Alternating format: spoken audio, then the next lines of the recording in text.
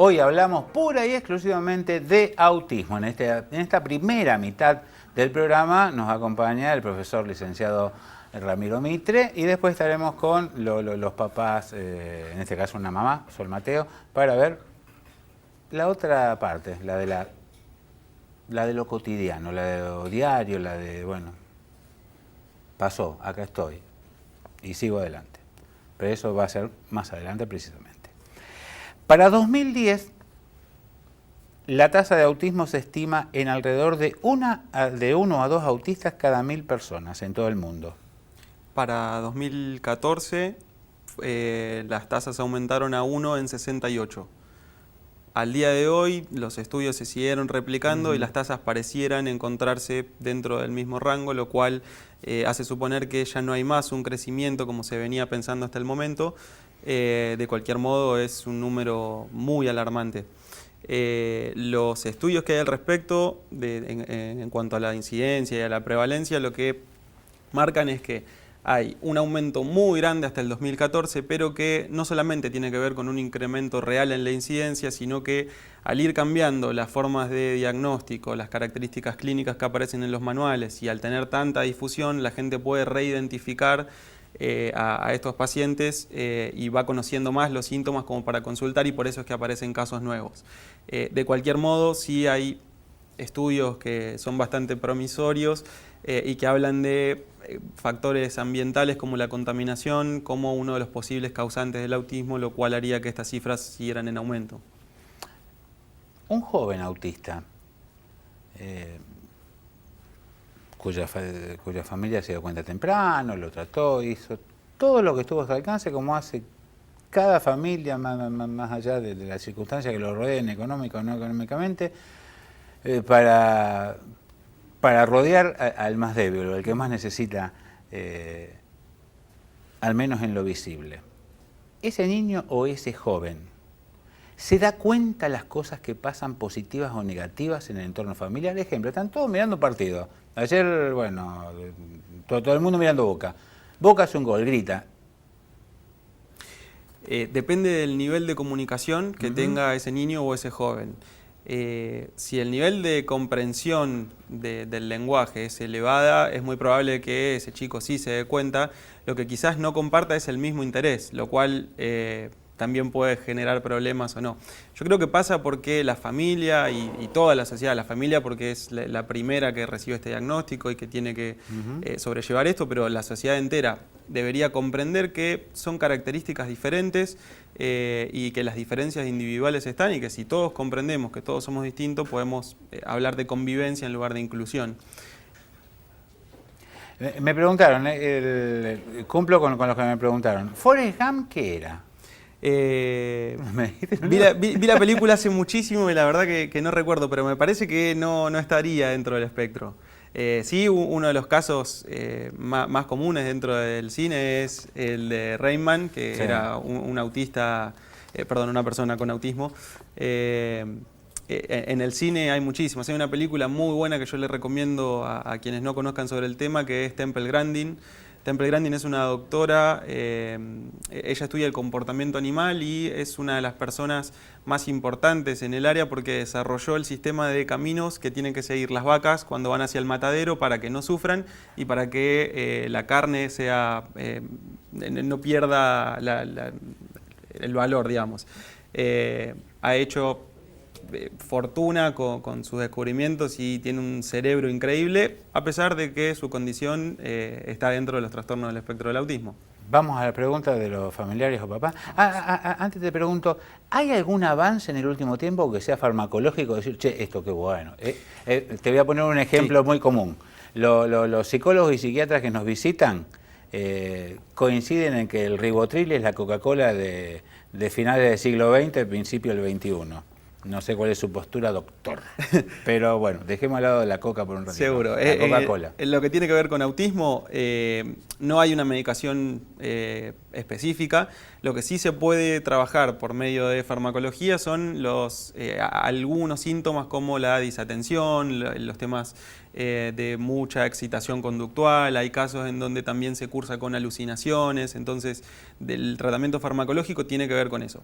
Sí hay investigaciones que se están haciendo que también prometen resultados muy positivos, en donde se están utilizando drogas que son compatibles con el tratamiento para el Alzheimer, porque lo que se descubrió en este último tiempo es que lo que está alterado es la materia blanca, que tiene que ver con la interconexión entre las neuronas y que los circuitos serían muy similares a los del Alzheimer, con la diferencia de que el Alzheimer es progresivo y el autismo no. Estas drogas de todos modos se están estudiando, tienen que pasar por un control riguroso de calidad y todavía no están aprobadas, pero aparentemente sería bueno. Y otra de las hipótesis que también se está estudiando es el cóctel de hormonas.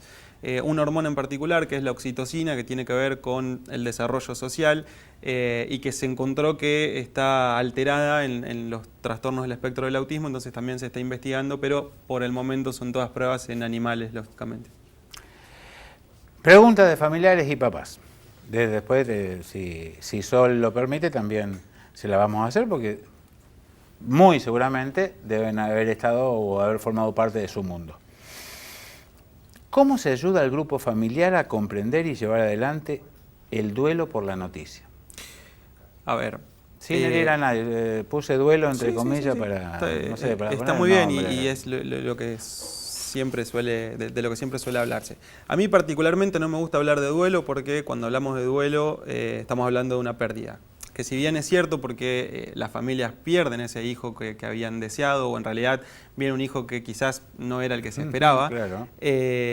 Hablar de duelo es ponerle un componente muy negativo a la situación, cuando en realidad se trata de diferencias. Perdimos el sueño de los Ingalls. Sí, pero decime que papá no lo pierde con cualquier hijo. Lo que pasa es que es un proceso un poco más lento y uno se va dando la cabeza contra la pared en otras situaciones y quizás de un modo más prolongado. Acá es como un impacto derecho y es un diagnóstico, doctor. Es un diagnóstico. Lo cual no significa que ese nene va a ser menos feliz. Y yo creo que en realidad tendríamos que hablar de no va a ser menos feliz. No necesariamente.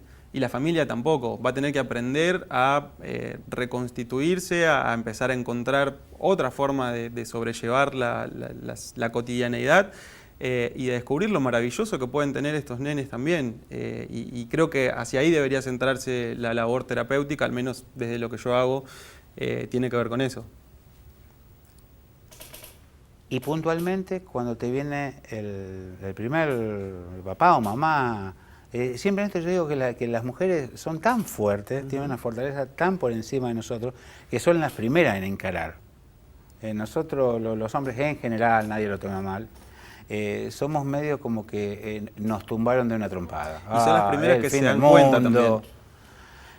¿Cómo? Son las primeras que se dan cuenta también. Muchas veces cuando van a los pediatras, y acá también quiero hacer una aclaración, muchísimos pediatras que no conocen sobre esto y que dicen, ya va a hablar, dale tiempo, y el nene tiene 2 años, 3 años y todavía no habla, es grave, no le demos más tiempo porque alguna alteración hay. Quizás no tenga que ver con el autismo, pero alguna clase de alteración hay, entonces si el nene a los 2 años no habla, por favor hagan una consulta a los papás. Y muchas mamás, incluso a pesar de lo que dicen los médicos, siguen viendo que el nene tiene algo o que no es normal y esas muchas veces son los motivos de consulta que recibimos. Tanto a vos, digamos, en este tiempo uno entra en internet, entonces seguramente tu nombre, al igual que de otros colegas que trabajan sobre este tema, en la primera consulta, ¿van solos, va sola, van con el niño? Puntualmente yo pido que vengan con el nene para tener una primera impresión y en general siempre vienen papá y mamá. Es muy raro que venga uno solo. Me ha tocado muchas veces y suele ser bastante grato que además de mamá y papá vengan los abuelos o algún tío. Bueno. Es muy lindo. Lo que estoy notando últimamente es que cuando uno tiene que dar el diagnóstico, la reacción del grupo familiar es bastante diferente a lo que solía ser hace unos 2 o 3 años.